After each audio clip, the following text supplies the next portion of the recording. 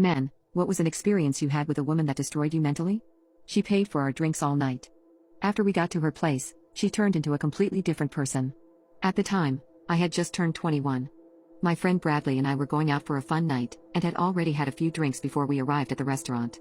We found our way to the bar, and ordered ourselves some drinks. A couple minutes later, a cute girl came up and began flirting with us. Her name was Candace. I remember she had a vibrant head of gorgeous red hair.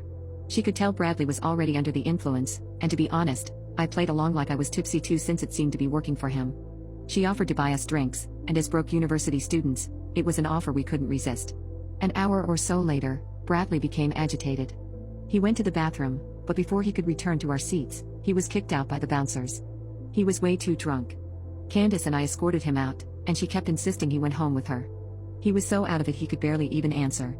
I told Candace he was too drunk, and that he needed to go home.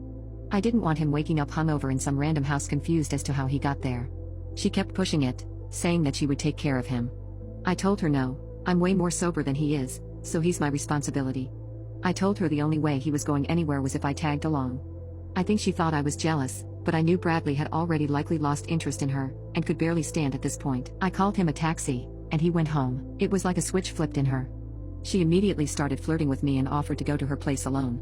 I was pretty buzzed, and I knew Bradley was getting home safely, so I agreed.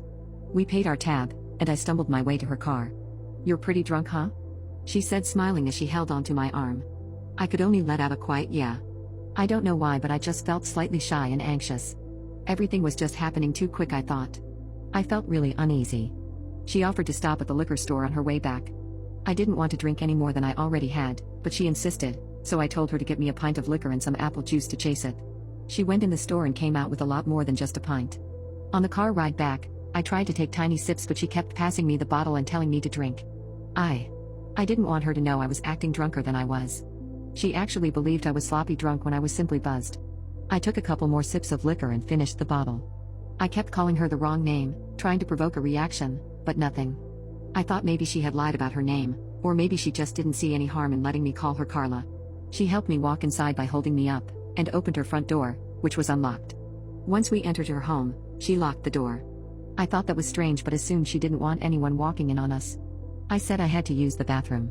I walked into her bathroom, locked the door and looked in the mirror. I felt off. It was like I was getting drunker by the second. My head started spinning and I couldn't see straight. I turned the sink off and I could hear her talking to someone. "He's drunk as hell. He can barely stand up. You do it." Who was she talking to? What was she telling them to do? I stumbled out of the bathroom, just catching a glimpse of her bright red hair entering her room. The living room was pretty dark. "Hey, where you going?" I slurred like I was drunk. She walked back into the dark living room and up to me. "Let's go in my room," she said. I looked at her bright red hair and then into her eyes, but they were different. Her face was different. She looked like a whole different person. That's when I realized. I wasn't speaking to Candace, and her hair had been a wig this whole time. She changed into the girl that was standing in front of me. My heart felt like it stopped. I kind of smiled at her and told her I just needed to use the bathroom one more time and told her sorry I was so drunk. She said it's fine, just hurry up in there. I went into the bathroom and locked the door. I heard her whisper something to someone again. This time I was sure I heard a male respond. I didn't really care what they had to say. Something sketchy was going on and I wasn't sticking around to find out what it was. I opened the bathroom window, jumped into her backyard, and ran. I ran until the house was far out of my sight, and I didn't look back. I still think about it from time to time, trying to piece together why she had lured me there. Who she was talking to, and what they would have done to me if I would have stayed.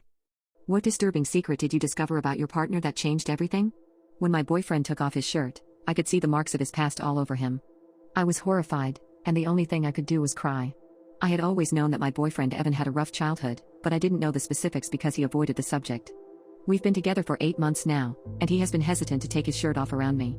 He was shy since I first met him, and his friends told me that he never took his shirt off as a kid, and gets really uncomfortable when people touch him. He didn't let me hug him or hold his hand the first month we were together. The first time he asked for a hug I nearly cried. I have to note that his appearance is the opposite of his shy and gentle personality. He's pretty tall, and is also pretty jacked, but the scariest thing about his look is this scar that runs across his nose. He said he got it in a biking accident, but it looks way too clean for that. He started working out when he was 13, and even though I hadn't seen him without a shirt, I could tell based on his arms and outline that he was in good shape. The fact that he never took his shirt off, even in front of me, made me wonder why he was so religious about going to the gym. Well, last night I found out everything. He came to my apartment and was complaining about being sore. We were laying on my bed watching TV and he kept moving around and trying to get comfortable. He fell down some stairs 2 months ago and sprained his AC joint, and yesterday was the first time he has been able to work out that shoulder. He was really uncomfortable, so I asked him if I could rub and massage it for him. He shut the idea down, but I assured him that he was safe with me, and I would not do anything to him he didn't want. He was still unsure but said he wanted to take this step with me. I offered to take my shirt off with him, and after a minute of reassurance he agreed. We took off our shirts and then I saw his torso and back for the first time. My eyes started watering up and my throat got all heavy. The only thing I could do is cover my mouth in shock. He was covered in scars. They were of various sizes, but they were everywhere. Most of them looked like cuts, except for the top of his left shoulder, which was covered in small, circular burn marks. My boyfriend got kind of sad, and then said, "This is why I didn't want to show you." He was about to put on his shirt again, when I finally regained my composure and said, "No, Evan, I still want to do this. Can I hug you first?" He looked back at me, and I could just see the pain in his eyes. All I wanted was to take that pain away, but I knew I couldn't. He just nodded, and I wrapped my arms around him. I could feel him shudder, and his tears started dripping down my shoulder. We stayed like that for 5 minutes, and I just told him over and over, "It's okay, I love you and you're safe with me." Eventually, he told me his shoulders were still sore. He moved up in front of me and I began rubbing his shoulders. He flinched at first but relaxed and said it was helping. He asked me not to touch his lower back, so I stayed around his shoulders and neck. I massaged his shoulders for about a half hour, and told him all the things I love about him. He was calm and relaxed the whole time. I was not. As my hands moved over the bumps and ridges of the scars covering his back, the only thing I could wonder was how could this happen to someone. After 30 minutes, I had to ask, "Evan, you don't have to tell me if you don't want to, but I can't help but wonder how this could happen."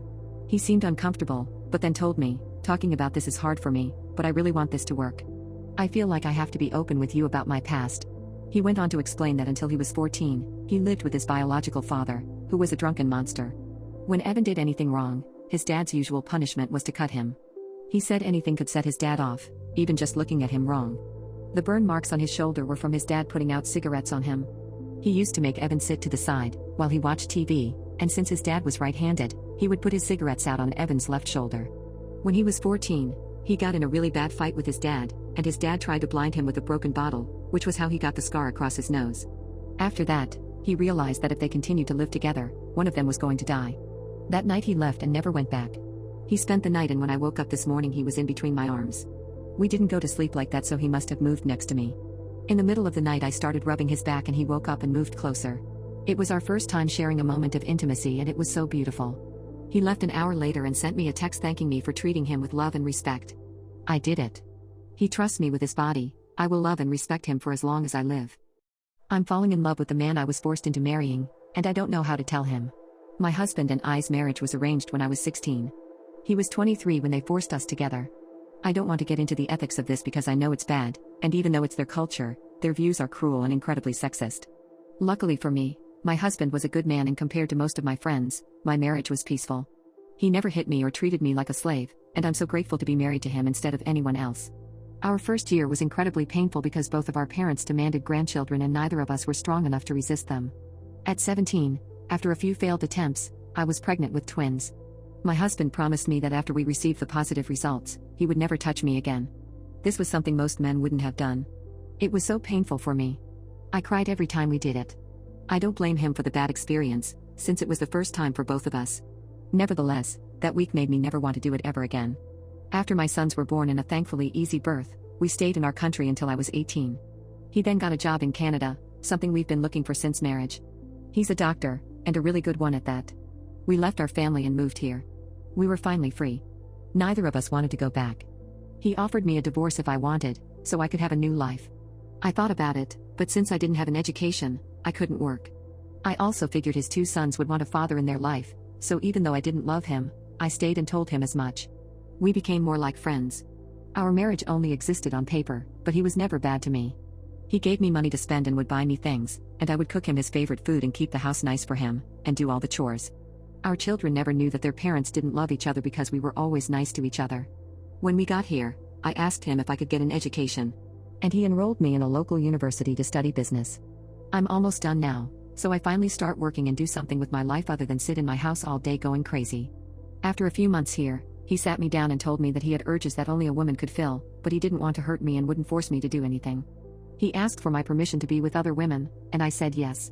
As long as he hid it from other people and our kids, I didn't care what he did. He would go out every Friday and come back happy, and I was just happy that he was satisfied. I didn't love him, but I cared for him like I would a friend. When lockdown started in mid-2020, I got very sick early. He pulled a lot of strings so I could get the best care in the hospital he worked at. I was useless for almost a month and a half, and he was amazing. He looked after my needs, kept my sons happy, and worked at the same time. What really sparked my love was how he treated me when I was in immense pain. I was at home then, but I still couldn't really do anything without getting out of breath. It was nighttime and he was helping me get into bed, but I was struggling for some reason and my entire body felt like it was on fire. I was trying really hard not to cry and he noticed. He carried me to our room, sat down on the bed and laid my head on his lap. He started to stroke my hair while singing to me until I fell asleep. When I woke up, he had fallen asleep in that position because I was sleeping on him. I didn't want to wake him, so I covered him with a blanket and hugged him until he woke up an hour later. He was so tender with me. Even after I was cured, he was still so kind to me. I could feel myself slipping into love with him. When I was grumpy, he'd make me coffee. When I was sad, he'd hug me. Everything about the way he treated me was wonderful. When I went through a period after my sickness where I thought I was ugly, he started to tell me I was beautiful several times during the day. Something he still does. I started to work out with him last summer, and I know it seems a bit boastful, but I like to think I'm attractive now. Men started to flirt with me, and even though I would never stray, he is always so protective of me. It just made me love him more. He's amazing to our sons too. He's so patient and helpful, even though it's not his duty. I don't remember a single conversation I had with my father where he didn't yell at me. But when my husband talks to my sons, he's thoughtful, gentle, and kind. But he doesn't love me. I was touching him a lot more, and he started to hug me before work, and after I asked, he even started to sleep in the same bed and cuddle me. He rests his head on my chest and I pat his hair until he falls asleep, and even the way he breathes on me is just perfect. I don't know how to describe it, but I think he looks the most attractive while asleep in my arms. COVID was the best thing that ever happened to me because I fell in love with my husband. But after the lockdown ended, he started to go out every Friday again. Every time he leaves after our children go to sleep, my heart would hurt. I hate that he sleeps with other women, even though I know it's my fault. I know that he would stop if I asked, but it would be selfish of me to deny his urges when I can't satisfy him. He even asked me after the lockdown ended if I was okay with him still going out. I wanted to say no, but said yes anyways. I ended up crying myself to sleep while holding his shirt that night. A few weeks ago, I followed him and watched him go out for dinner with a beautiful blonde woman. They were flirting so much, and did the deed in his car. We have 2 cars, and he uses that one only for his dates, so that me and my sons will never notice anything. They went to a cheap hotel for 3 hours. They were on the first floor with the window open, and I watched them do so many things, in so many positions that I felt gross. But I was also so jealous of that woman.